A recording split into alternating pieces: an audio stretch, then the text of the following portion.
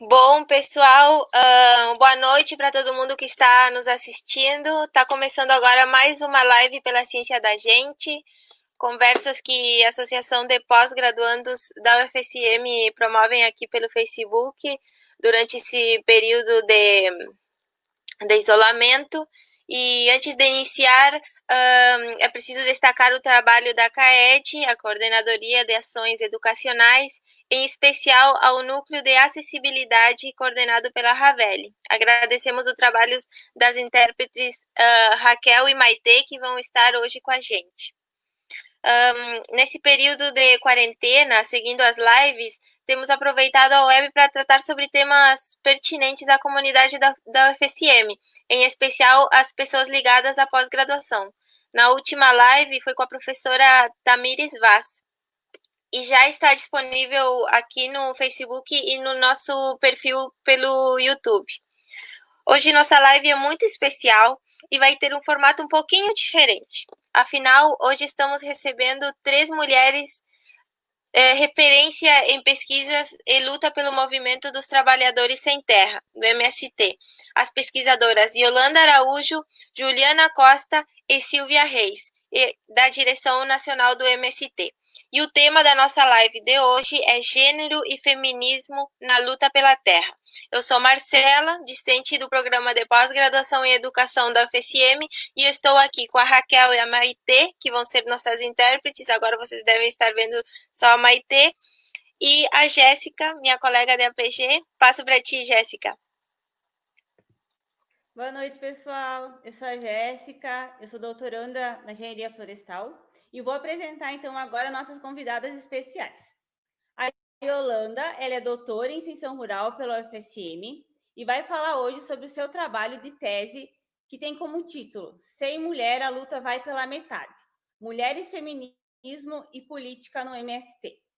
Também temos a Juliana Costa, que ela é mestra em Extensão Rural também pela UFSM e vai falar sobre seu trabalho Mulheres Rurais e Plantas Medicinais, Saberes, Sociabilidade e Autonomia Feminina. E também temos a Silvia Reis, que ela faz parte do setor de gênero da Direção Nacional do MST e vai contar para nós hoje um pouquinho sobre a organização das mulheres e o setor de gênero e as atividades que eles vêm realizando durante esse período da pandemia e também sobre a distribuição de alimentos para as famílias. Então, pessoal, durante a nossa live, quem está nos assistindo poderá ficar à vontade para fazer comentários e perguntas para as nossas participantes, que nós iremos responder todas elas. E agora, então, vamos começar e vamos falar sobre gênero e feminismo na luta pela terra. Eu vou convidar, então, a pesquisadora Yolanda para dar início, então, à sua fala. Olá, pessoal, boa noite a todas e todos.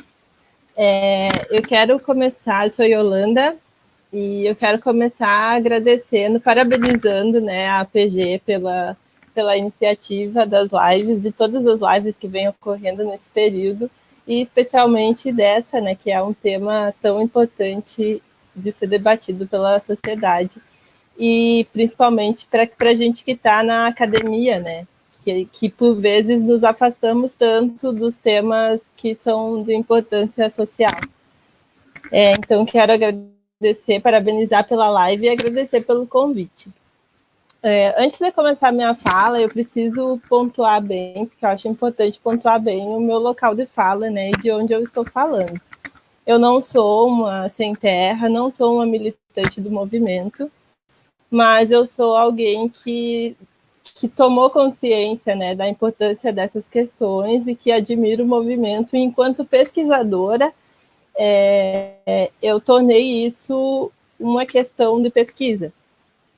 Então, eu como militante feminista também, eu fui me aproximando, né, das questões do feminismo, ao mesmo tempo que, enquanto estudante do programa de pós-graduação em extensão rural, conhecendo o movimento de trabalhadores rurais sem terra, eu fui linkando, né, essas duas questões e me questionando, e daí que surgiu, né, o meu problema de tese, que a partir do momento que eu fui conhecendo e me aproximando cada vez mais do MST, que é, né, esse movimento social referência na luta pela terra no Brasil e na América Latina e no mundo.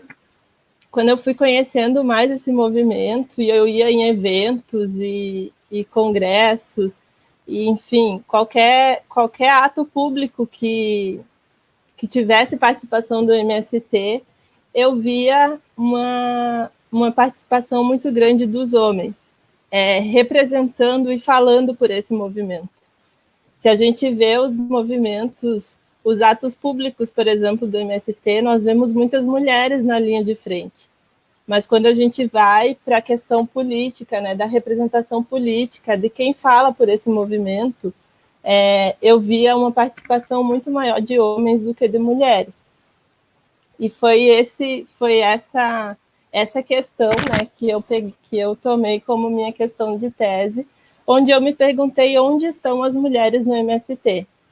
Como as mulheres conseguem, dentro do movimento, se articular politicamente, né, e conseguir ter representatividade, ter voz, como, né, que elas são consideradas ou legitimadas dentro desse movimento.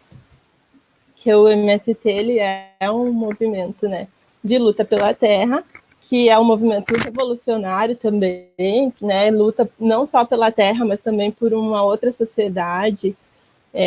Tem a questão da luta de classes como fundo.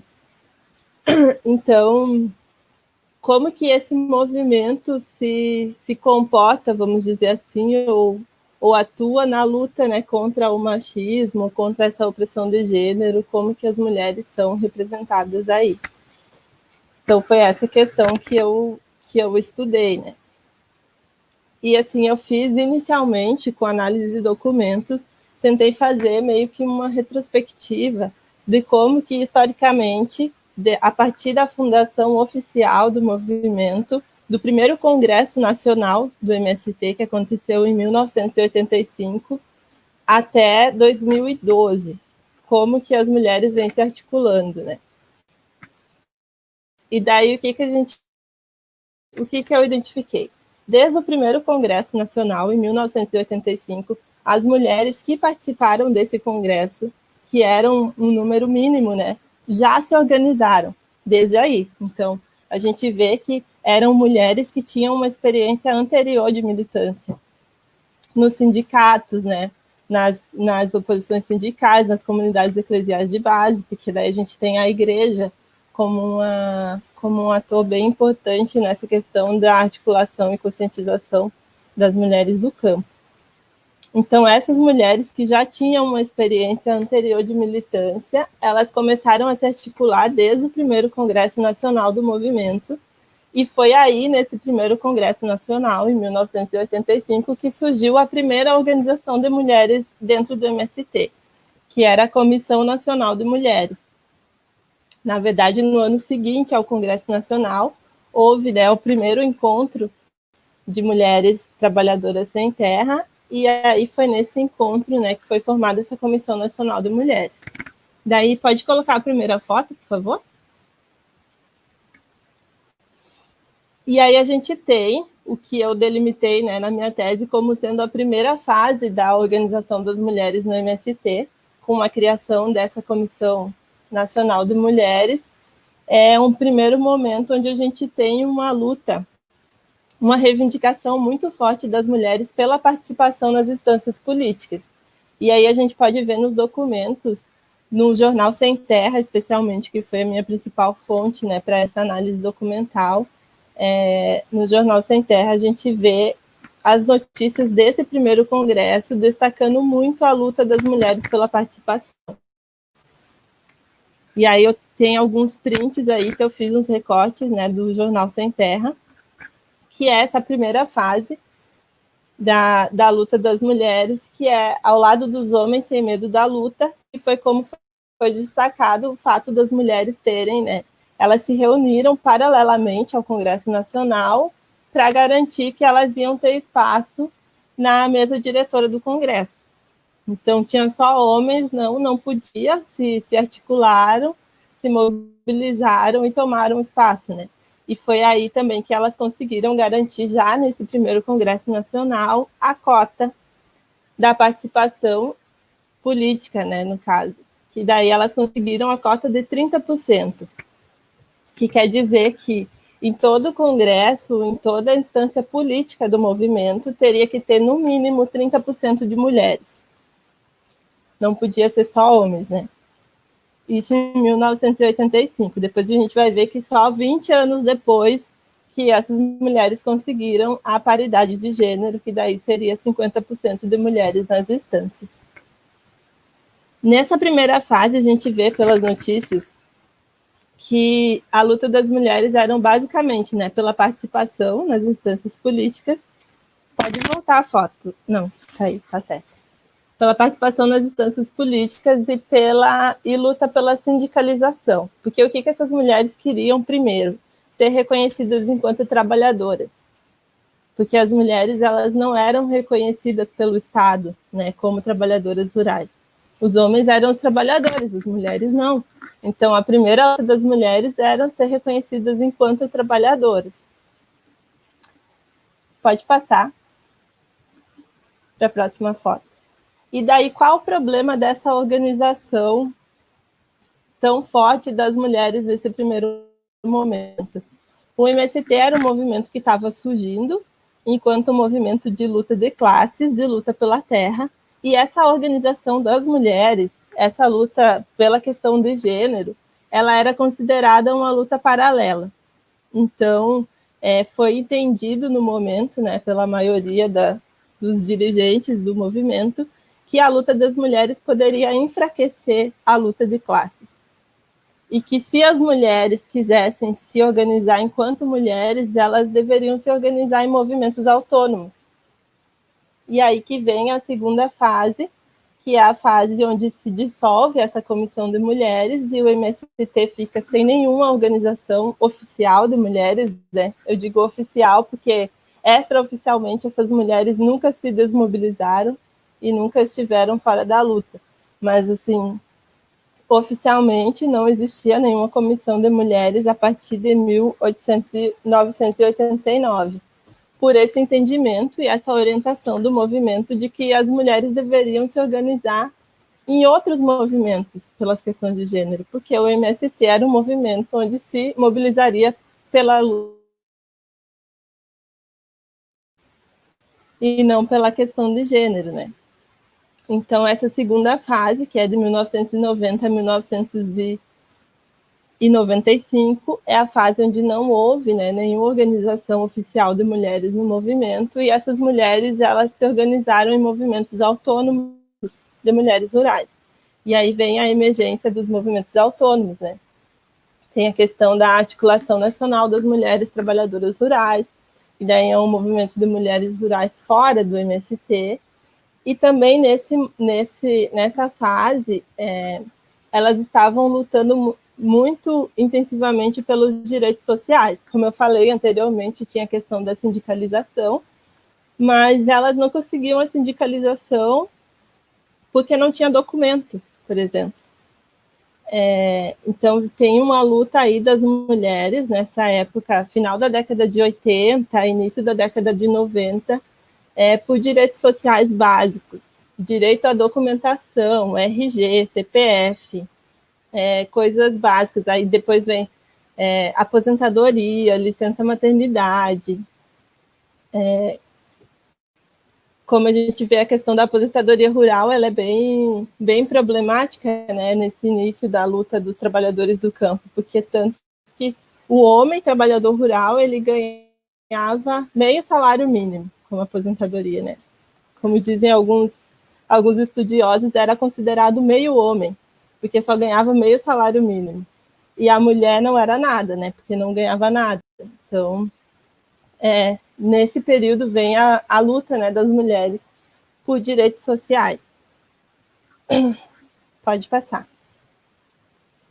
Daí, no fim desse período, a gente tem uma fase que daí é uma retomada do MST com relação às questões de gênero, porque daí o movimento ele passa a ser cobrado, e essa cobrança ela é interna, tanto das mulheres que compõem o movimento, quanto de movimentos, né, internacionais, que estão ali dialogando com o MST MST e que começam a cobrar desse movimento a questão de gênero. Que tem que ter mulher, que tem que enviar mulheres para os congressos, enfim.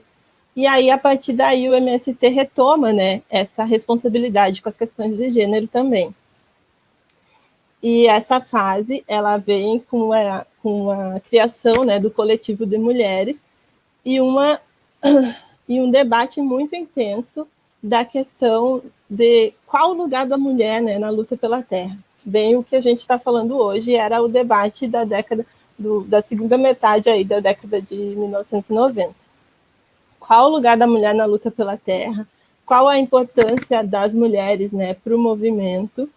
E a importância de que o debate de que o debate de gênero não vai enfraquecer a luta de classes, mas sim que essas lutas elas precisam ser combinadas, né? Classe e gênero, daí precisam ser lutas combinadas e a organização de mulheres traz isso, assim. A gente não pode debater classe sem gênero e a gente não pode debater gênero sem classe.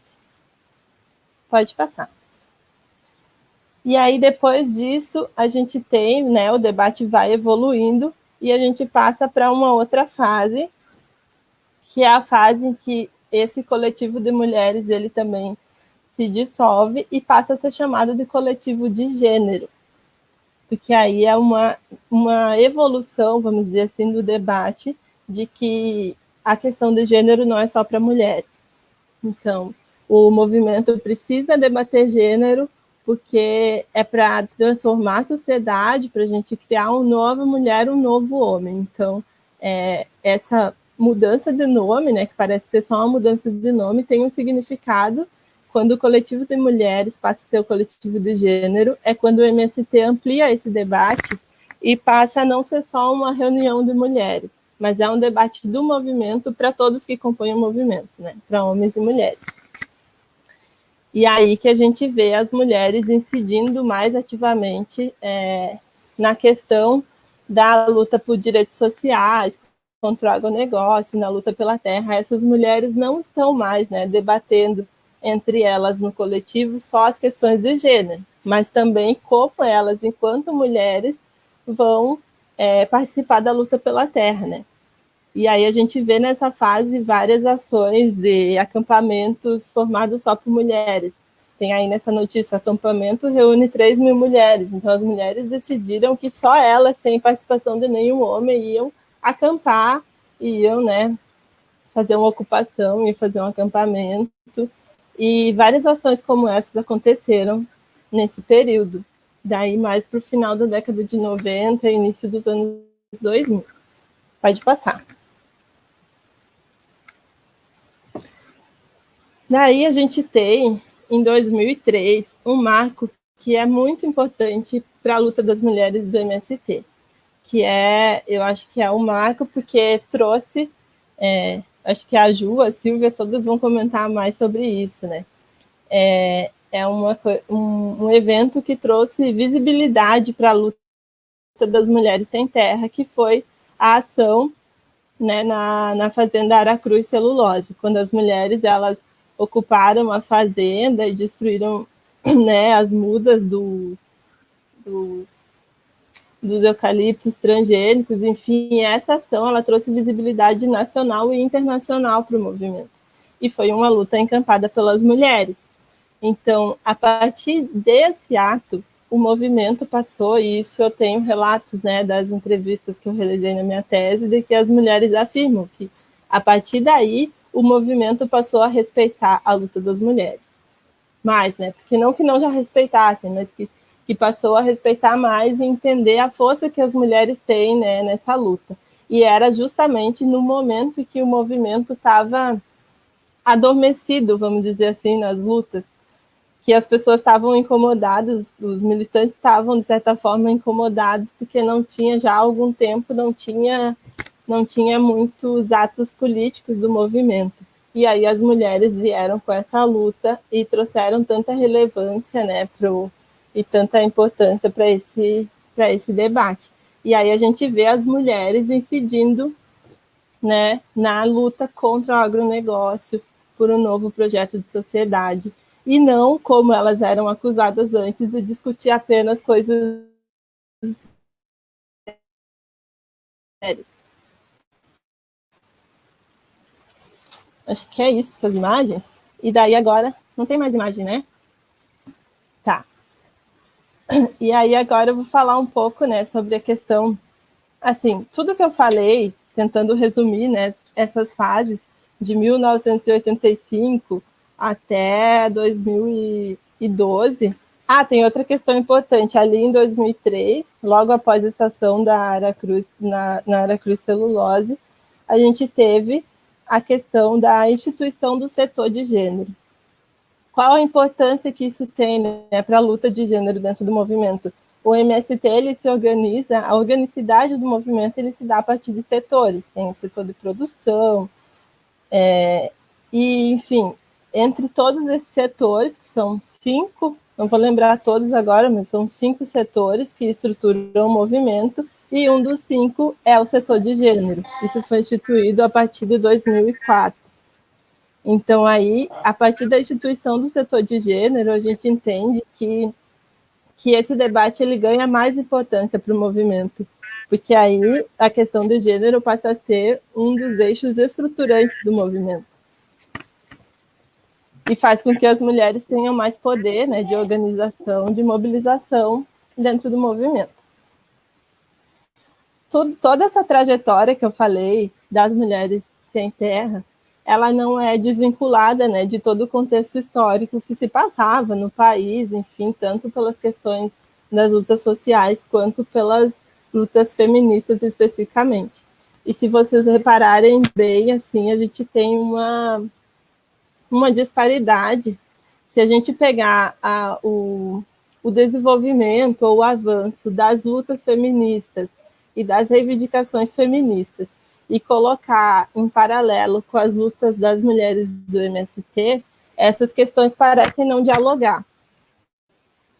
Porque em uma época que o movimento feminista estava lutando por liberdade sexual, por exemplo, as mulheres sem terra, as mulheres do campo, estavam lutando por direito à aposentadoria. Então, a gente vê uma ausência, né, de diálogo entre essas questões. O movimento feminista não dialogava com essas mulheres do campo. E isso faz também com que as mulheres do campo não se reconheçam enquanto feministas nesse período histórico. É muito difícil, e assim, fazendo toda a análise, né, das publicações do Jornal Sem Terra, que foi de onde eu tirei esses dados que eu apresentei, eu analisei mais de 130 publicações sobre as mulheres, que falavam especificamente sobre as mulheres. Dessas sendo mais de 130, só 5, eu acho, falavam sobre feminismo, a palavra feminismo.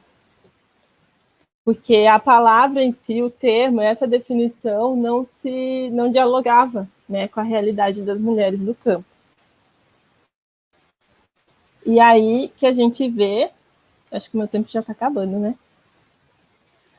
Aí que a gente vê que as mulheres começam a forjar entre si, e não só as mulheres do MST, mas as mulheres do campo, né, em geral, elas começam a debater um feminismo do campo, um feminismo onde elas possam se reconhecer, que considere as questões de classe, que considere as questões de raça. E aí que vem, a partir do debate, especialmente, né, com as mulheres do movimento camponês, do MMC, as mulheres do MST, as mulheres do MMC e de diversos movimentos, né, do campo, de mulheres rurais, começam a discutir e construir o que se denomina feminismo camponês e popular. Por que feminismo camponês e popular? Porque é um feminismo construído pelas mulheres do campo, e popular porque é pelos movimentos sociais. Então, é um feminismo que ele vem sendo construído e está ainda em construção, né? Está ganhando força, está ganhando forma, mas ele vem sendo construído pelas mulheres do campo, né, com esse intuito, né, de fazer com que as mulheres consigam, com que essas mulheres consigam se reconhecer e consigam se identificar com essas pautas feministas, porque são mulheres que historicamente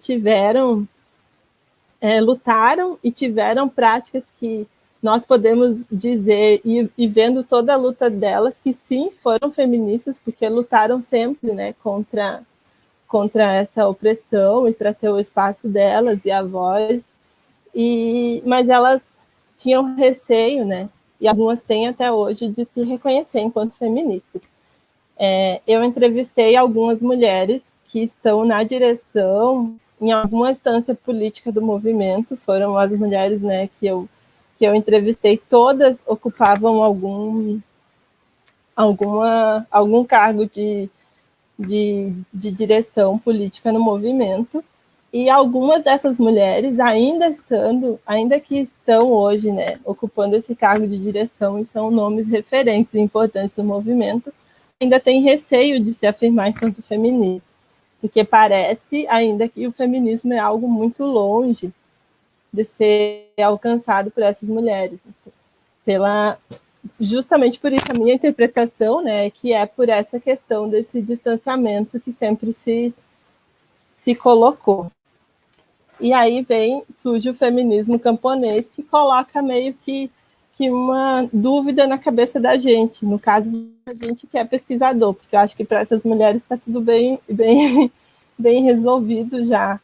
Mas, assim, para mim, enquanto pesquisadora, quando bate feminismo camponês, nesse a gente dá meio que assim, porque a gente tem o campesinato como um ambiente tradicionalista, que tem nessas tradições de opressão do campo, com os papéis muito bem definidos na família camponesa. E aí a gente vem o feminismo que quebraria todos esses papéis. Quebraria essa divisão, tá? O feminismo vai chegar dizendo não é bem assim, não é papel da mulher, tem que ser igual. Então, foi uma coisa que me deixou bem curiosa, assim, como se construir um feminismo no ambiente camponês, no seio da família camponesa. Mas aí a gente vai conversando com as mulheres e lendo os materiais e a gente vê que não é uma coisa tão distante, não é uma coisa tão separada. A gente tem, a partir da via campesina, a gente tem uma noção de campesinato ressignificado, que já não é mais aquele campesinato como a gente lê nos clássicos, né, nos clássicos da academia. Então, a gente tem um campesinato ressignificado, e a gente tem nesse campesinato ressignificado a base seria um projeto de agricultura alternativo, um projeto de agricultura contra-hegemônica, que não é esse agronegócio, que não é essa produção transgênica, que não é agrotóxico. Então, esse projeto de agricultura camponesa, ele ganha muita força com as mulheres. E aí, sim, as mulheres têm um papel central na construção desse projeto de agricultura contra-hegemônica, porque são as mulheres as principais, né, os principais sujeitos aí que estão nessa luta pela agroecologia, contra o agronegócio, talvez porque elas nunca tiveram seu papel na agricultura tradicional e nessa agricultura hegemônica, elas nunca foram valorizadas. Então, é muito mais fácil e melhor para as mulheres, né, esse projeto de agricultura contra-hegemônica. Então, é um projeto que vem sendo protagonizado pelas mulheres, e nessa luta elas têm conseguido, né, colocar a questão de gênero, a questão de classe, e aí tem a questão de raça, que ainda, e que pena que a Silvia não está ouvindo agora, eu acho, porque é uma questão que eu teria para a Silvia, que está mais dentro do movimento, que eu ainda não consegui... Ela caiu. Sim, eu não Ela consegui caiu, identificar... Eu não consegui identificar muito bem na minha pesquisa como que a questão de raça ela vem sendo, né, trabalhada por essas mulheres, assim, se está tendo essa imbricação entre gênero, classe e raça. Eu sei que entre gênero, né, elas têm conseguido e têm feito esse trabalho, assim, brilhantemente. Eu acho que é isso, preciso encerrar. Eu achei que não ia falar quase nada, mas já falei muito. Mas, assim, o que é importante falar sobre gênero e feminismo, só para encerrar, e sobre esse histórico, né, das mulheres na luta pela terra. As mulheres do MST, eu acho que elas têm um diferencial na luta, elas trazem um diferencial na luta feminista, porque elas trazem a preocupação com essa questão da saúde, que a Juliana vai falar melhor que eu, mas as mulheres, elas trazem essa questão da preocupação com a saúde, com o cuidado, que está intrinsecamente ligado também com essa resistência ao agronegócio e à luta pela agroecologia, né? Porque agronegócio não é pop, é morte, né? Então, as mulheres, elas têm essa preocupação da luta contra o agronegócio, da luta pela agroecologia, pela soberania alimentar. Então, esse é um diferencial importante que as mulheres trazem para o feminismo. Outra coisa também importante é essa retomada, né, que eu acho que olhar para a luta das mulheres sem terra faz a gente perceber a importância do feminismo retomar as questões de classe. Porque eu acho que isso foi muito afastado do feminismo. A gente passou muito para... Quando a gente pensa hoje de tão subjetivo, mas na vida dessas mulheres é tudo muito concreto, sabe? O sofrimento está na pele, então são questões objetivas e concretas que precisam ser resolvidas. E, assim, outra questão importante, e daí também que o diálogo com os movimentos feministas em geral e urbanos assim, tem agregado para a luta das mulheres sem terra, é a questão de que essas mulheres elas têm conseguido debater e levar para o movimento debates que antes eram considerados tabu, como, por exemplo, questões de orientação sexual, questões do direito ao aborto. São questões que eram tratadas como tabu e que agora, recentemente, elas vêm sido bem debatidas pelo movimento, né? A partir desse diálogo que o movimento tem tido com movimentos sociais feministas, com movimentos LGBT. Então, eu acho que esse diálogo tem sido muito importante. Acho que é isso. E, assim, importante ressaltar que eu falei aqui, né, especificamente sobre a luta das mulheres no MST, mas, assim, a luta das mulheres, ela não é uma luta paralela à luta do movimento. Ela é uma luta do movimento e sem a qual o movimento não existiria e não seria o que é. Então, é importante a gente ressaltar isso. E, por enquanto, eu fico por aqui. Vamos ouvir as outras e depois a gente debate mais. Obrigada.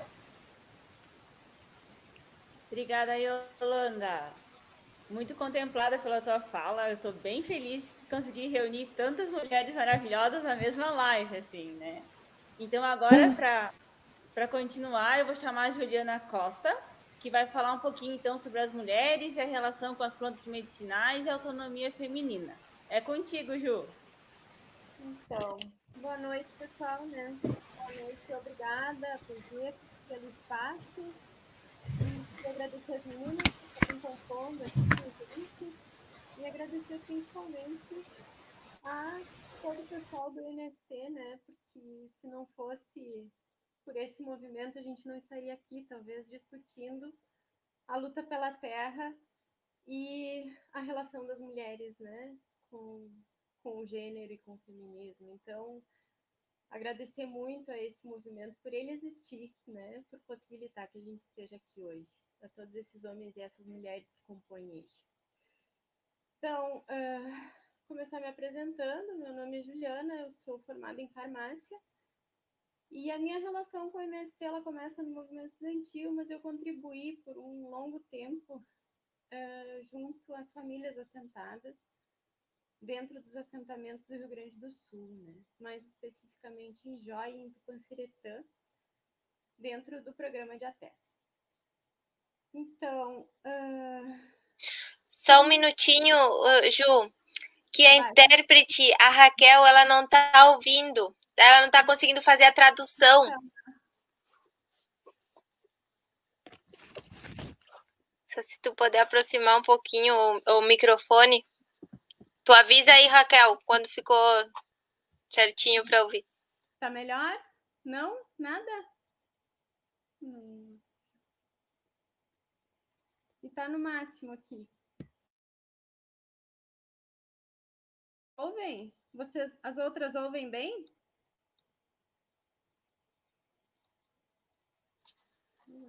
Eu tô te ouvindo. Tá no máximo aqui, menina. Se tu tiver um fone... Até tenho. Tá, a gente aguarda. Problemas técnicos, né, gente? Normal, toda live.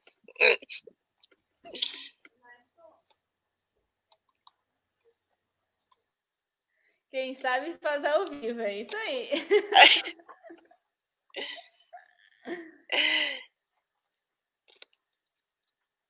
Enquanto isso, a Silvia vai tentando entrar também. Aqui, Silvia. Viu?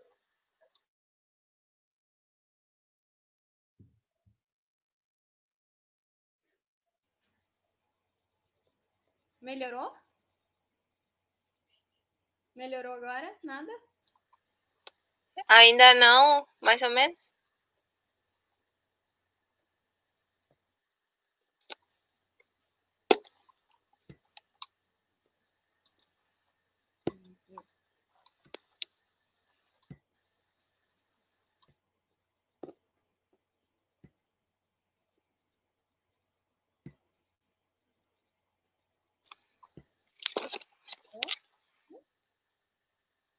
Agora? Acho que não, ainda não. Nada? Bem baixinho. Agora.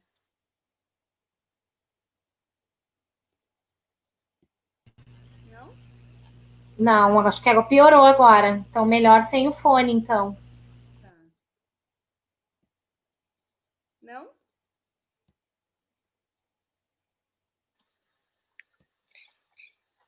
Eu te escuto bem.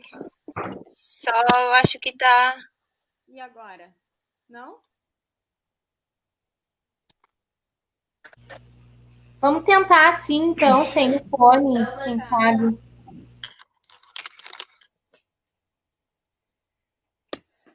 Bom, então mais ou menos, não? Nada. Tá. Vou tentar falar alto e ver se consegue. Tá, beleza. Então, a minha pesquisa ela é sobre as relações das mulheres com as plantas medicinais e como isso acaba desenvolvendo a autonomia feminina, né? Emancipação feminina. Esse tema foi um tema que me aproximou num primeiro momento, lá quando eu estava fazendo a graduação ainda. Foi o tema que me aproximou do MST, porque eu fazia farmácia e trabalhava com as plantas medicinais e foi a forma que eu tive uma primeira relação com as famílias assentadas. E eu costumo dizer que meu orientador resgatou isso em mim, que é uma essência, né? Eu acho que isso foi bem bonito, assim, da trajetória dentro do mestrado. E porque quando eu entrei no mestrado, o que eu tinha certeza é que eu queria trabalhar com as mulheres do movimento e com o feminismo, né? Mas eu não sabia muito bem o que mais estaria permeando esse debate, né? E isso foi muito importante para mim, assim, foi uma trajetória, foi um resgate de uma trajetória que eu acho que faz parte de mim, né? Mas então o tema da minha pesquisa é as relações construídas por essas mulheres assentadas do Rio Grande do Sul em torno das plantas medicinais e a construção da autonomia feminina. E como metodologia, eu acabei optando por escolher 6 mulheres de diferentes regiões do estado que trabalharam ou que trabalham com as plantas medicinais e que são referências nas suas comunidades e no movimento, e que em algum momento das suas vidas elas contribuíram com o setor de saúde do Movimento Sem Terra. Quando eu começo as entrevistas e a minha pesquisa, eu começo a discutir a questão da trajetória de vida dessas mulheres, né? E é muito engraçado, assim, porque as entrevistas foram feitas em momentos diferentes, mas todas elas remontam as suas trajetórias de vida mais ou menos com as mesmas questões, né? Embora fosse uma pergunta muito aberta, elas começam descrevendo uma relação de transmissão das famílias sobre as plantas medicinais, então com as mães e com as avós, com quem elas aprenderam sobre as plantas, e elas entram em debates sobre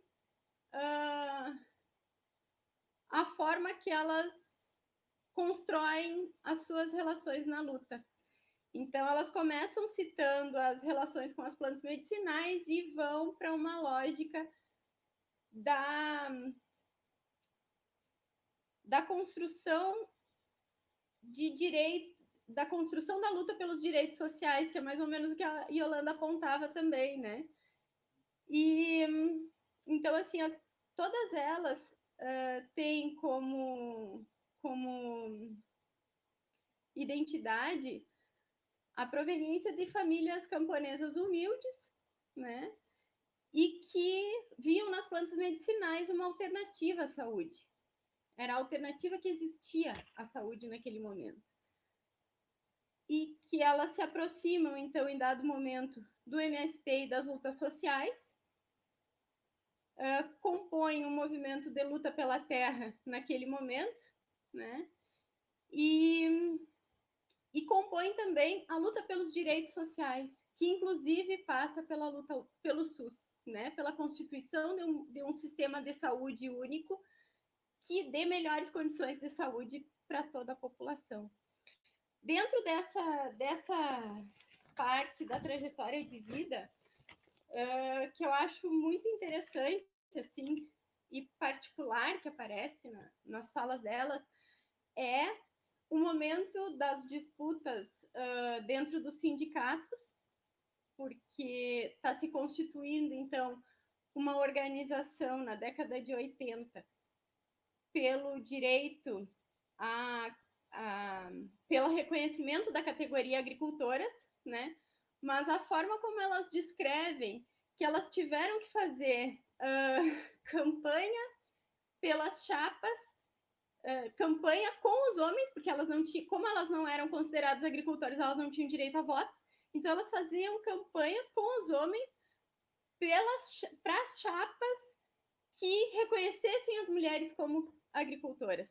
Então, assim, isso é muito interessante, porque é uma coisa que a gente não vê todos os dias, assim, que nesses relatos aparecem, né? Além disso, essa trajetória de luta, ela aparece como uma união, né, das mulheres agricultoras desse momento, das trabalhadoras rurais nesse momento, na década de 80. E quando eu questionava elas, bom, então onde estão as plantas medicinais nisso tudo, né? Elas dizem na bolsa, na luta, né? Porque a gente sempre carregava junto com a gente uma pomada para os calos das marchas e um chá para quando a boia estava muito gorda, né? Então, assim, isso era muito presente no dia a dia da luta, já na década de 80, no início do movimento. E outra coisa que demonstra também nessa parte da trajetória de vida delas é que a trajetória de vida dessas mulheres, ela está vinculada à luta, e isso também rememora muito a história das mulheres camponesas ao longo dos séculos. Porque se tu vai pegar muitas das questões não oficiais, porque isso foi muito invisibilizado por muitos historiadores, né? A história das mulheres, ela é uma história muito invisibilizada, mas se tu pegar estudos mais recentes, demonstram que as mulheres camponesas, ao longo de suas histórias, elas se levantaram, elas fizeram grandes levantes populares, contrárias às opressões e a favor da vida, né? Então isso está muito vinculado a essa trajetória histórica, né? Então, as plantas medicinais nesse contexto, ela é compreendida por essas mulheres como um patrimônio, né? Como uma herança a ser transmitida e a ser resguardada, porque elas compreendem esses saberes sobre as plantas medicinais como saberes que compõem um patrimônio cultural popular dotado de valores simbólicos e valores materiais.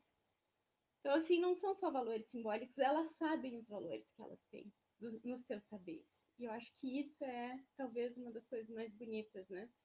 Que a gente consegue compreender nesse processo. Elas compreendem o valor desses saberes não só para si, para suas famílias, mas para a humanidade. E a gente não tem como negar isso, porque assim, nós temos no Brasil uma das maiores biodiversidades do mundo, né? Nós temos entre 250 e 550 mil espécies vegetais. E essa espécie é de um interesse econômico imenso da indústria farmacêutica. Só que essas espécies, elas não estão desvinculadas dos saberes compostos pelos povos em torno delas. E um povo que não compreende a importância desses saberes acaba aceitando que eles não valem, que eles não são importantes, né? Que eles não têm esse valor. E então essa compreensão desses valores e a compreensão desses saberes como valorosos faz com que elas tenham um cuidado muito grande com esses saberes e com os repasses que elas fazem em torno deles, né? A gente tem uma descrição da Vandana Shiva que ela diz o seguinte, que os saberes populares, no geral, eles são descredenciados, né, cientificamente, para que eles possam ser reapropriados e constituídos de valores meramente econômicos, né? Então, assim, existe uma desvalorização desses saberes para que haja uma expropriação desses saberes de forma mais fácil. E a isso se dá o nome de etnobiopirataria, né? Porque a gente combate muito a biopirataria, tem um combate muito grande à biopirataria, mas não a etnobiopirataria, que é a apropriação dos saberes em torno das plantas. Eu acho que isso é talvez o mais importante que essas mulheres conseguem constituir, que é saber o valor que tem esses saberes que elas têm hoje. E, além disso, aparece muito nas falas delas uma intersecção muito grande entre os saberes populares e empíricos e os saberes científicos. Porque quando a gente vai avaliar, e isso, assim, não sou eu que estou dizendo, né? Mas, assim, existem estudos que mostram que muitos dos saberes que são desenvolvidos dentro das indústrias e dos laboratórios, eles se apropriam também das práticas, né? Que são práticas de conservação dos princípios ativos dos remédios. Então, quando eu vou lá para as memórias delas, que elas dizem assim, minha mãe levava uma cesta cheia de plantas essenciais para o parto, porque minha mãe era parteira, muitas plantas aromáticas Essas plantas aromáticas são plantas que trazem o relaxamento e que trazem redução das dores, né? E são antiespasmódicas. Além disso, as garrafadas que são descritas como práticas populares são práticas muito próximas de se fazer as tinturas, que são práticas da ciência, né? Então, assim, são protocolos seguidos que não podem ser negados simplesmente, né? Que eles podem sim ser revalidados e podem sim ser valorizados. E eu acho que este saber em torno e o reconhecimento do quanto são importantes esses saberes faz com que essas mulheres detenham esse poder que elas acabam detendo. Elas constroem isso a partir da solidariedade, da coletividade, da construção do bem comum, né? Porque elas entendem que esses saberes, eles devem estar permeados desses valores. Além disso, esses saberes eles são transmitidos geralmente pela oralidade, né? E eles não diferenciam. Quando elas vão repassar esses saberes, quando a gente vai conversar com elas sobre o repasse desses saberes, para elas não diferenciam esses repasses entre homens e mulheres. E isso significa que, embora dentro da divisão sexual do trabalho, os cuidados, principalmente o cuidado doméstico, ele seja um cuidado vinculado às mulheres, porque é imposto a nós o cuidado como uma prática feminina, essas mulheres ressignificam esse cuidado, transmitindo eles para os filhos e para as filhas e para as demais pessoas que têm interesse, sem diferenciar homens e mulheres. Porque elas compreendem que esse saber ele é importante e esse saber é poder.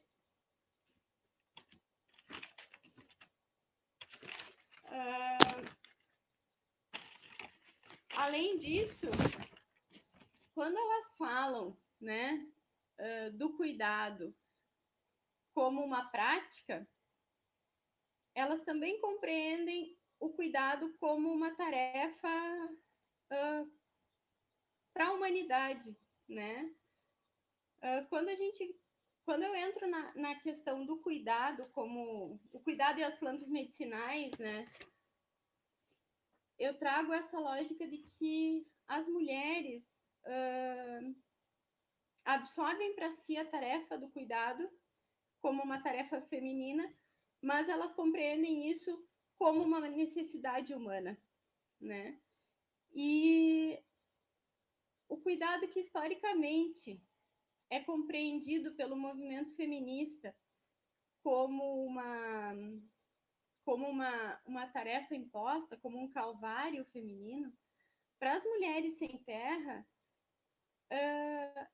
isso muitas vezes é compreendido como uma forma de poder. Porque este cuidado vinculado às plantas medicinais, ele está vinculado aos saberes. E elas compreendem que isso pode trazer um acúmulo e um potencial para reconhecimento e para protagonismo feminino, né? As mulheres que num primeiro momento, dentro dos acampamentos do Movimento Sem Terra, elas se inserem nas atividades mais vinculadas ao cuidado, porque quando elas vão acampar, as trajetórias dessas mulheres que eu escrevo, elas citam a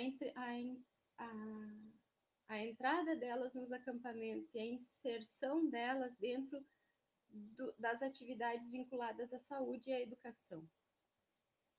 Então, elas entram dentro desses espaços em tarefas vinculadas à saúde e à educação, talvez porque seja onde elas conseguem contribuir de forma mais efetiva, mas a partir daí elas estão ressignificando esse cuidado já que é imposto às mulheres. Porque o cuidado imposto às mulheres é o cuidado doméstico, né? É o cuidado com os seus. E elas estão já se inserindo de uma forma que elas estão trabalhando com o cuidado como um todo, o cuidado com o coletivo. Quando elas estão trabalhando com o cuidado coletivo, elas já estão ressignificando esse cuidado. Elas estão dando um passo adiante, né? E elas começam a constituir uma outra realidade, né? A partir das suas práticas. Num segundo momento, esse cuidado, que é o cuidado com os seres humanos de maneira coletiva, quando elas chegam no assentamento, esse cuidado, que é um cuidado com os seres humanos, ele ganha uma dimensão um pouco maior, porque ele passa a ser um cuidado com a terra. Um cuidado com uma terra que é uma terra conquistada, né? O fruto de uma conquista, uma terra prometida. E então ele ultrapassa o cuidado só com os seres humanos e passa a ter então um cuidado com a vida, com a terra, com os seres vivos. E as novas relações com a natureza, elas vão se constituindo nesse espaço. Num terceiro momento de debate sobre esse cuidado, ele passa a ter não mais só uma dimensão com a terra e com a sua terra conquistada, mas a ter um cuidado com a vida. Porque essas mulheres começam, então, a desenvolver novas relações com a natureza. E parecem compreender, nas suas falas, que essas novas relações com a natureza são fundamentais para que se constituam novas relações sociais. Porque essas novas relações sociais, elas são permeadas por relações diferenciadas com a produção. E então tem uma fala da Alice Puléu, um texto da Alice Puléu, que ela fala o seguinte: o título do texto é Mulheres Anjos do Ecossistema, né? Um questionamento se as mulheres são anjos do ecossistema. E ela trabalha sobre o ecofeminismo e ela diz o seguinte, que é injusto com as mulheres que têm um protagonismo de discussão sobre a natureza e sobre o cuidado com a terra e as novas relações com a natureza, é injusto com estas mulheres que isso seja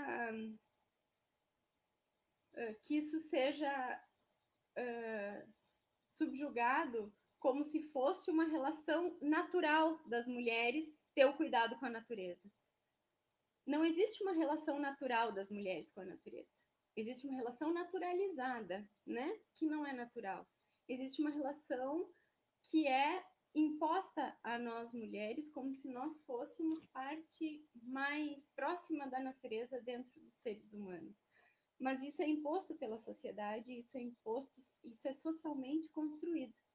E a Alice Puléu diz o seguinte: seria injusto com as mulheres que lutam, né, que fazem a luta ecofeminista ou que fazem a luta pela natureza, né, que fazem a luta agroecológica, seria injusto com elas dizer que isso é natural, porque não é natural, porque existem muitas mulheres que não fazem essa luta. Isso é construído e isso é fruto de uma disputa política onde as mulheres que a fazem optaram por fazer, né? E dentro dessas novas relações com a natureza aparece uma questão muito forte de afeto com a terra, de afeto com a natureza, e isso é simbólico, né? A terra em si, ela é, para essas mulheres, é símbolo e fruto da organização coletiva. Então, essa relação com a natureza é a base para a conexão com as plantas medicinais e também também é a base para conexão com a produção, né? As plantas são compreendidas como seres vivos e as relações são tecidas com elas de uma forma diferenciada. Elas compreendem as plantas como seres vivos, né? E compreendendo as plantas como seres vivos, elas entendem que a natureza como um todo precisa ser respeitada. E essas relações são frutos das vivências sociais delas com a terra e com a luta pela terra. Elas são mulheres que se autodenominam bruxas, né? E eu acho que essa relação com as bruxas como símbolos das lutas sociais que foram queimadas nas fogueiras são vínculos também com o histórico de vida das mulheres camponesas, né? Elas compreendem também que ocupam lugares diferentes na sociedade e que isso é fruto das suas lutas. Ju, Oi. Se tu quiser, eu posso passar algumas imagens. Eu acho que eu estou encerrando já. Ah, tá. Então, se tu quiser, eu posso passar algumas. Estou encerrando já. E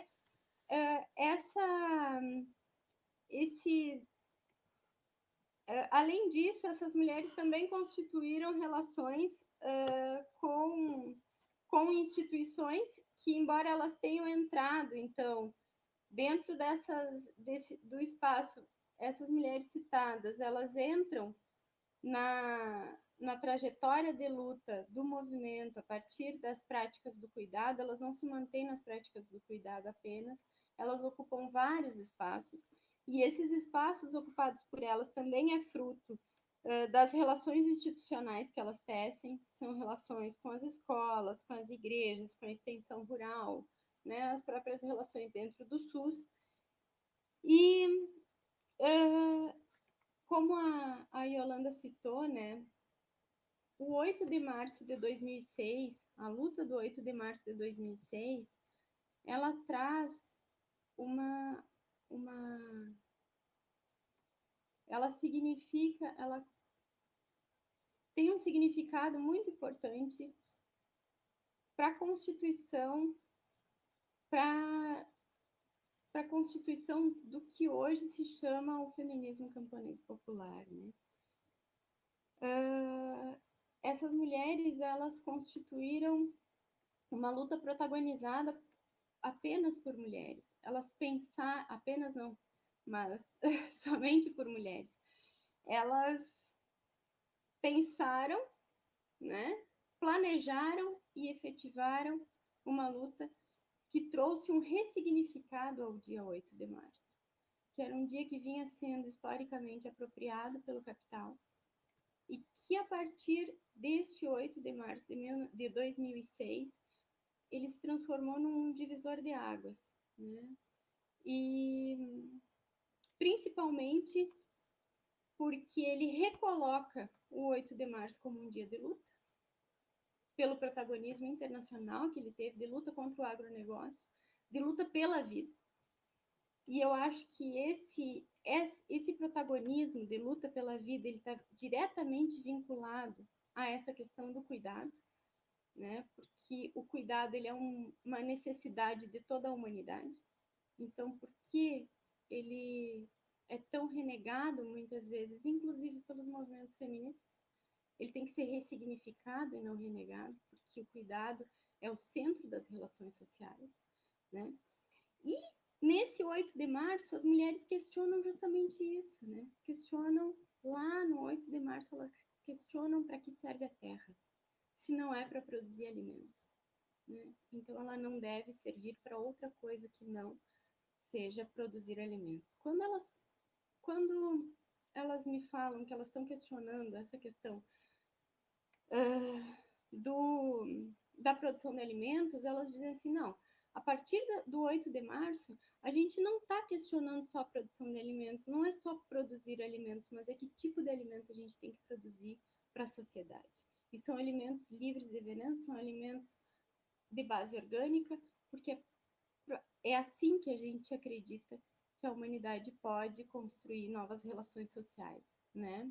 É a partir de novas relações com a terra também.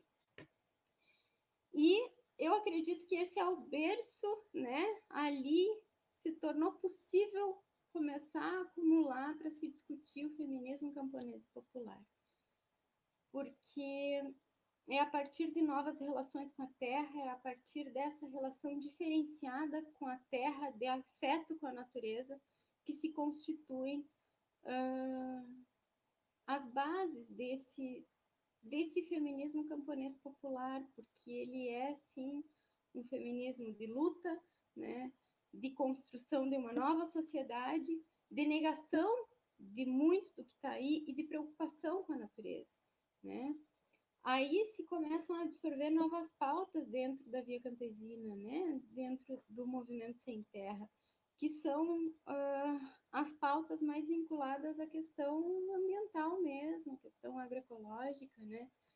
E as relações agroecológicas, elas estão muito presentes nas falas dessas mulheres quando elas falam das plantas medicinais, porque elas compreendem as plantas medicinais como parte da soberania, né? Então, assim, elas entendem a soberania como um todo, não só como uma soberania meramente alimentar, né? E eu acho que as bases de todo esse debate são o amor, a solidariedade e a luta, né? Então, assim, esses são pilares construídos ao longo das trajetórias de vida dessas mulheres, e eu acho que isso está sendo muito protagonizado nesse momento da humanidade, né? Que é a questão da saúde, né? Então, assim, como é que tu mantém esse processo de saúde e doença, né? Que a gente tem vivenciado, assim. E eu acho que a solidariedade é a marca para esse momento. O abril desse ano, eu acho que ele tem as suas bases muito referenciadas nessa relação que as mulheres estabelecem e tem a sua base. Por quê? Porque o abril desse ano foi um abril da solidariedade, o abril vermelho desse ano, o abril do Movimento Sem Terra desse ano foi um abril da solidariedade, da doação de alimentos, né? Da doação de alimentos para quem mais precisa no momento de extrema crise da humanidade, né? E eu acho que isso é a essência revolucionária do MST, né? O cuidado, a solidariedade, o amor, né? E esse é o motivo pelo qual a reforma agrária se reafirma como uma pauta importantíssima na sociedade, porque a gente precisa produzir alimentos e a gente precisa produzir alimentos para a sociedade, né? E isso só é possível através da reforma agrária, porque as grandes monoculturas não vão produzir alimentos para essa sociedade, né? Para quem mais precisa. Só vai ser possível isso a partir da reforma agrária. E acho que o Movimento Sem Terra demarca isso em abril desse ano, né? Quando grandes empresas estão doando algumas coisas, o Movimento Sem Terra, com suas pequenas, né, e enormes, pequenas, né, em termos de capitais, e enormes em termos de significado, cooperativas e associações, fazem as doações de alimento e nos trazem esse ressignificado, mais uma vez, do cuidado, da vida, da solidariedade, do amor, né? E da saúde, porque esses alimentos, eles têm a essência da saúde também. Eu me perdi um pouco, assim, fiquei bem nervosa, mas eu acho que, espero que tenha dado, assim, para entender um pouco da minha pesquisa. Eu acho que ela tem muito de afeto, muito de simbólico, né? E tem uma uma parte do texto do Brandão, do Afeto da Terra, né? Que ele fala sobre o risco de ser piegas quando fala do afeto e do amor que o povo que ele está entrevistando, que ele está trabalhando lá na década de 70, do interior de São Paulo, do amor, do afeto que esses caipiras, que esses camponeses têm pela terra, né? E eu digo a mesma coisa, assim, eu sei que talvez esse não seja a essência de uma pesquisa acadêmica, né? Mas eu não posso deixar de registrar o amor dessas pessoas, o amor dessas mulheres pela terra e pelo significado que essa terra tem, e o amor à vida, porque a vida ela vai muito além dos seres humanos, né? Então perpassa construir novas relações com a vida para que a gente tenha uma nova sociedade. Eu acho que o principal que elas nos deixam de ensinamento é isso. E essa pesquisa, para mim, desnudou muito isso. É isso. Muito obrigada. Obrigada, Ju. Viu? Como tuas fotos são lindas, a Marcela vai mostrar algumas, tá? Ela vai tentar mostrar algumas ali que a gente organizou só para ilustrar um pouquinho do que tu falou, assim. Se tu quiser dar uma comentadinha do que é cada uma e tal, fique à vontade. Esse é um altarzinho que tem na casa de uma das mulheres que eu entrevistei, e ela tem esse cartaz, né, que demonstra muito, assim, do que representa a questão da relação entre as plantas medicinais e a produção de alimentos para elas, né. Uma coisa que eu não falei aqui é ela, linda, e uma coisa que eu acho muito importante é as relações que elas estabelecem com as plantas ultrapassa uma relação só de produção, né? Elas citam que elas conversam com as suas plantas, né? As plantas são parte da vida delas. Elas, não, eu vou na horta e ela se mostra para mim, né? Quando ela vai colher as plantas para fazer os seus remédios, ela diz, quando eu vou lá, antes de sair de casa, eu penso, eu tenho que colher tal planta para tal remédio. E elas se mostram para mim. Então, existem relações muito mais profundas entre os seres vivos do que a gente consegue, às vezes, né? Aqui é uma pequena cicata que existe, que elas também, que ela fez, né? Essa é outra companheira que fez, com a planta seca, dizendo o nome da planta bem direitinho, porque ela mostra isso também para as crianças da escola. Pode passar. Aqui é, mais uma vez, o altarzinho, né? E mostra as bruxas do lado das santinhas, lado a lado, mostrando que a gente tem uma diversidade muito tranquila, né? De credos, né, que convivem pacificamente num momento de intolerância tão grande, assim, é tão bonito mostrar isso. Né? Aqui é a estufa, onde ela reproduz as mudinhas. O caldeirão da bruxa, com uma muda dentro, eu acho bem significativo. Aqui é na escola, né, onde a gente tem também uma relação com as plantas medicinais, tem um mini laboratório, tem produção de remédios. Aí é na escola também.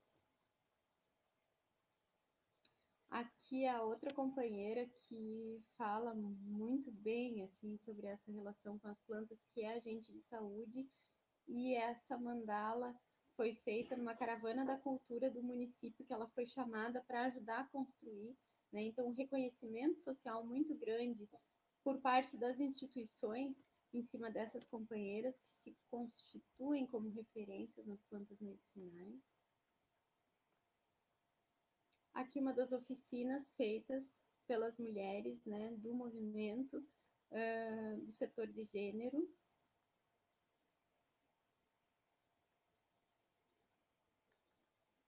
E é isso, gente. Lembrando que tudo isso que foi constituído por elas foi constituído a partir da luta, né? Então essa trajetória é uma trajetória de luta. Muito obrigada, Ju. Bom, agora a gente passa para a fala da Silvia.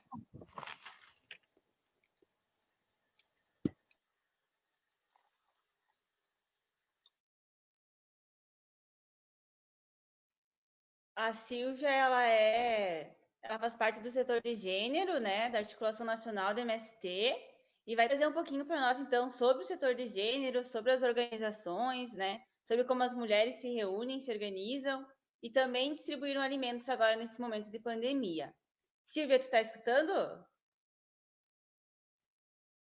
É contigo agora. Bem-vinda.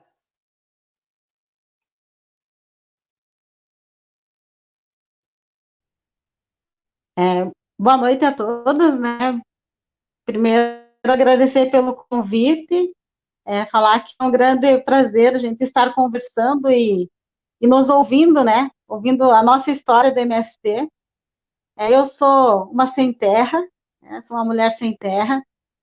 Entrei no movimento no ano de 2000, né? Então sou uma sem terra mais novata, mas quero dizer que nós aprendemos no processo da luta pela terra, nesse processo de enfrentamento, que a gente aprende a saber que nós temos os nossos direitos e os nossos deveres, né? Na luta igualitária, junto com os nossos companheiros, participando das marchas, das ocupações, todos nós temos os mesmos deveres e direitos, né? E na caminhada da luta é que nós aprendemos, né, e vamos conquistando os nossos espaços. Bem falado pelas companheiras, nós estarmos nas instâncias do MST é um processo de muita luta, também de muito estudo, mas de muita certeza de que nós precisamos ajudar a guiar a nossa organização. Essa organização que é mista, que é de homens e que é de mulheres.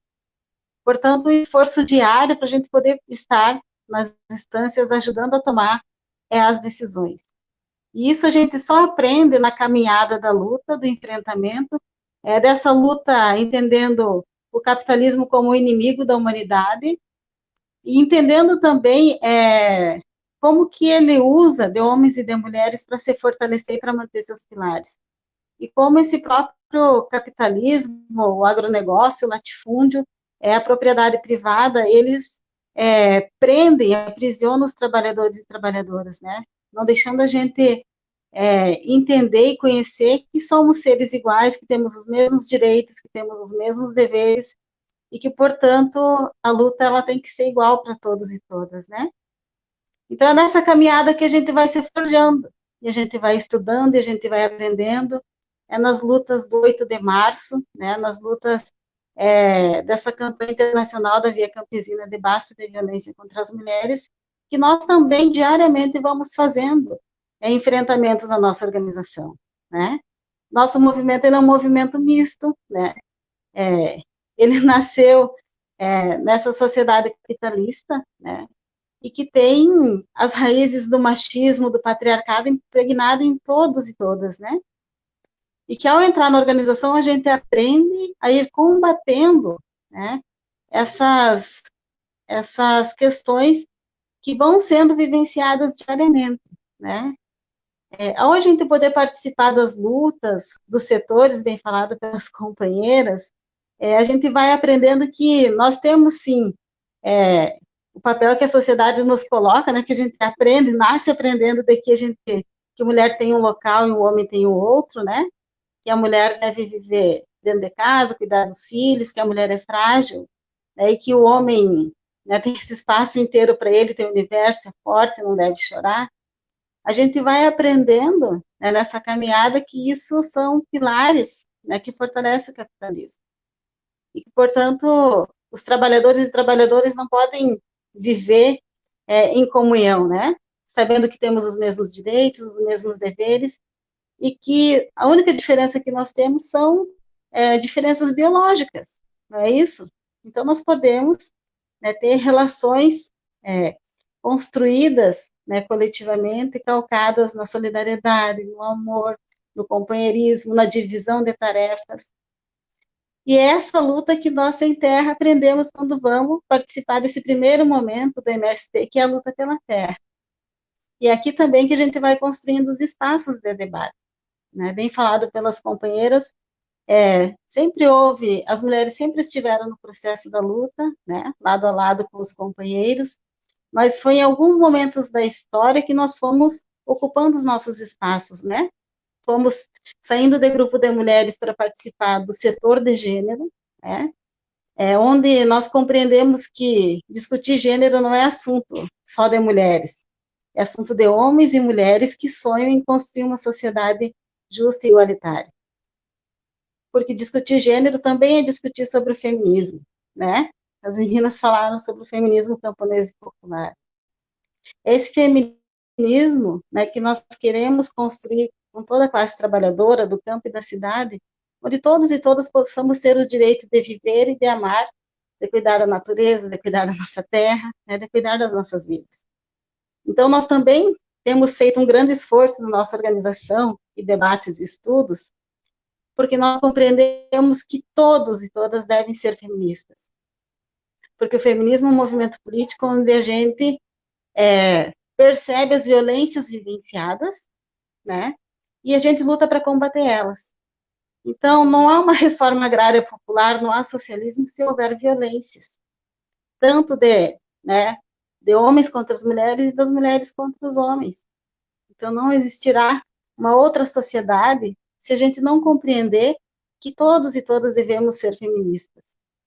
Então, essa tem sido as nossas batalhas diárias. Não é fácil, não é simples, é um processo de construção coletiva, né? A gente faz muito debate na nossa direção, com os nossos coletivos, com os nossos companheiros também, e a gente precisa debater o tema do feminismo, o tema das violências com os companheiros.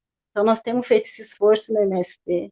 Temos criado vários mecanismos, né? Assembleia de Homens, noite antipatriarcal com os homens, para a gente poder ir debatendo o tema do patriarcado, as raízes, né, que oprimem, né, principalmente as mulheres.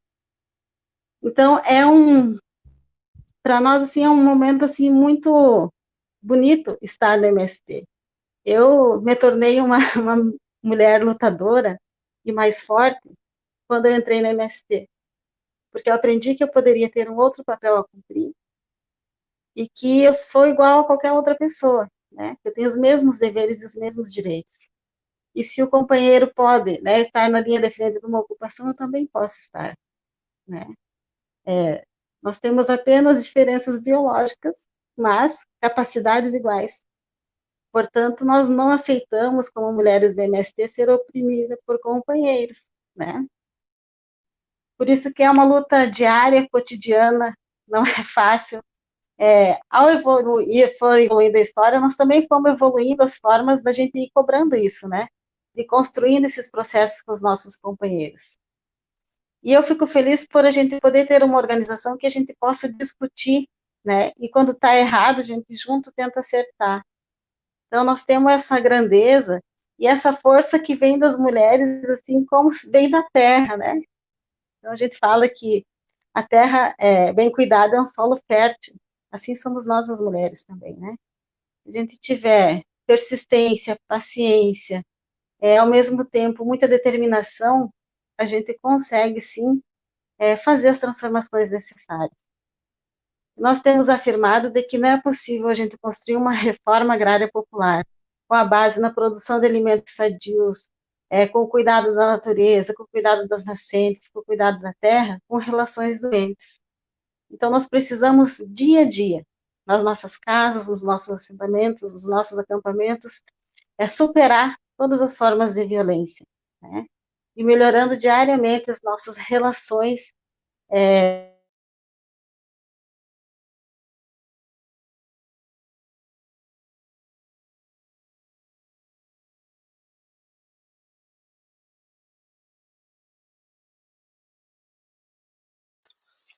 A colega, a Silvia, acabou de cair, que ela estava com problema da internet, né?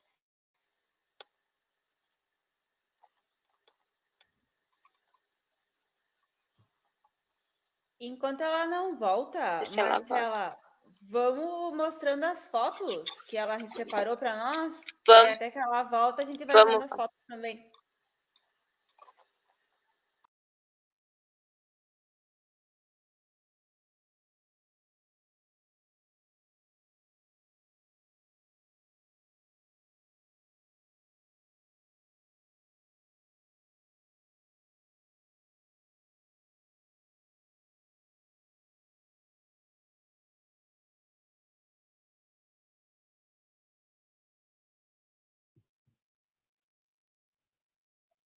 Essas primeiras fotos, a Silvia tinha explicado que elas são fotos da organização delas da campanha, né? Então são as primeiras fotos que elas se reuniram para discutir as reuniões. Até que a Silvia vai entrando, eu vou falando. Quando ela entrar, eu paro.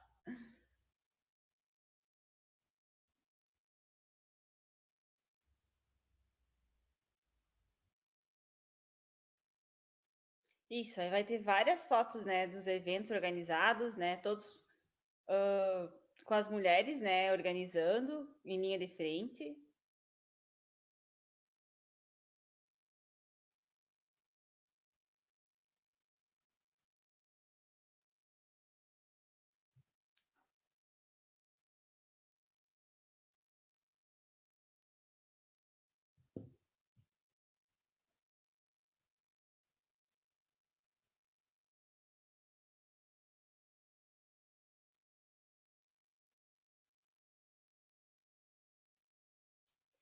E aí agora começa as fotos também que o MST teve um papel bem importante agora durante a pandemia, onde eles também distribuíram alimentos, né, para as famílias carentes.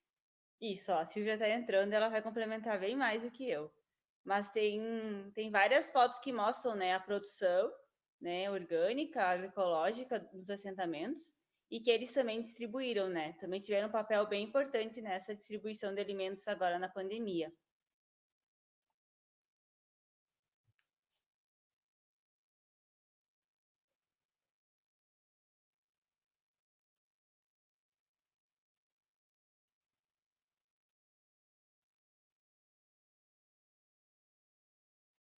Temos as mulheres aí com essa produção também, né?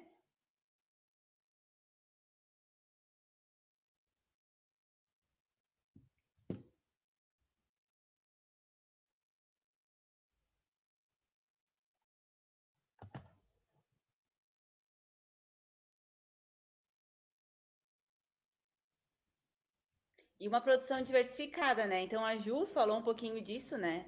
De que não é a monocultura que nos alimenta, então essa produção vem bem em função disso, né? Retrata bem isso, assim, é uma produção diversificada, né? Então é o que compõe a nossa alimentação equilibrada, assim, né? Uma alimentação saudável. É a diversificação da produção. O sorriso no rosto da produção.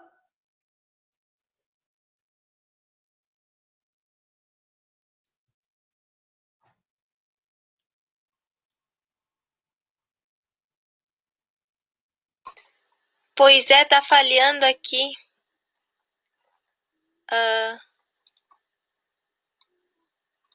Tá falhando aqui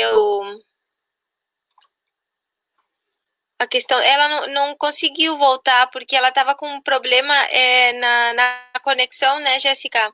Ela até nos avisou que poderia cair a qualquer momento. Mas a gente pode ir passando as imagens que ela trouxe para todo mundo da live observar.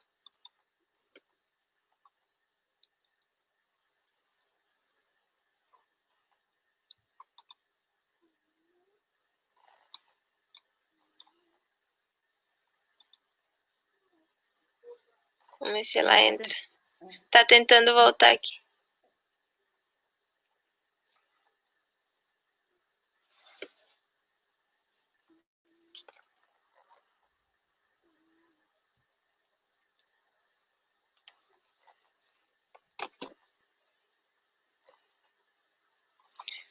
Caso igual ela não conseguir, a gente pode marcar uma próxima live.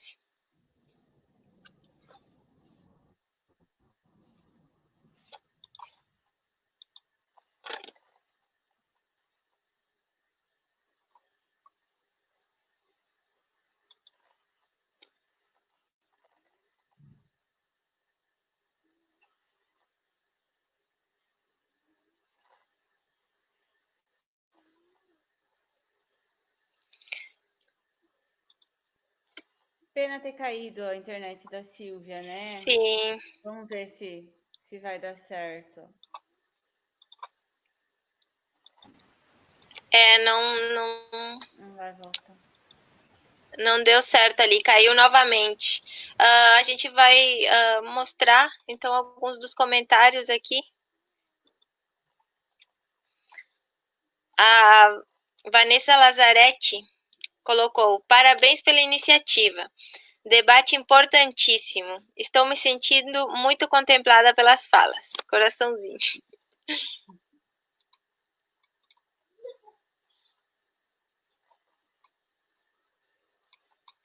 Bom, gente, acredito que até então ela não conseguiu voltar aqui. A gente pode finalizar, então, nossa live. Ela vai ficar tanto no Facebook, a gente depois coloca ela no YouTube. Eu agradeço as meninas. Obrigada, Juliana e Yolanda.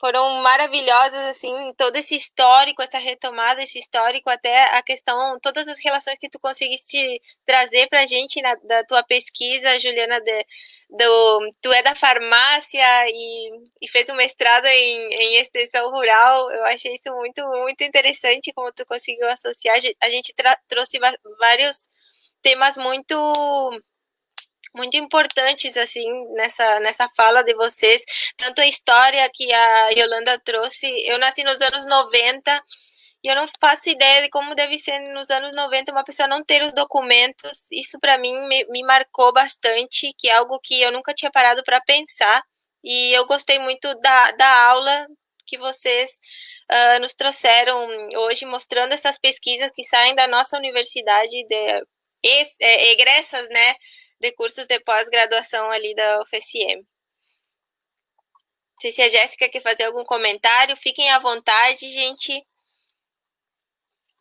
Só agradecer, né, a presença das gurias, né, pesquisadoras que nos inspiram, né, com trabalhos tão importantes, tão relevantes, né, trazendo a visibilidade também para o trabalho das mulheres, né.